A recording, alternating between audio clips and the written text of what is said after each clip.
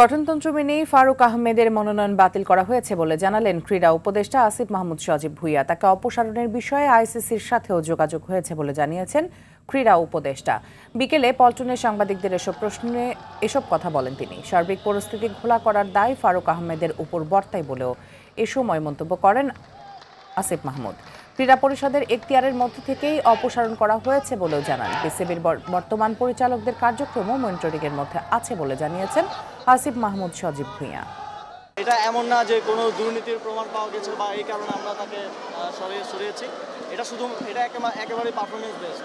রিপোর্টের তদন্ত committee, Satyanusandhan committee যেই অংশীজনদের সাথে কথা বলেছে, বিপিএল সংক্রান্ত বিপিএলের সদস্য সচিব ছিলেন নাজমুল আবেদিন ফাহিম ভাই, ওনারা ওনাদের বক্তব্য সেখানে দিয়েছেন এবং যুব ক্রীড়া মন্ত্রণালয় থেকেও পর্যন্ত দুর্বার রাজশাহীকে টিম দেওয়ার ব্যাপারে, মানে যাদেরকে টিমটা দেওয়া হয়েছে, আমরা আমাদের শঙ্কার কথা জানিয়েছিলাম।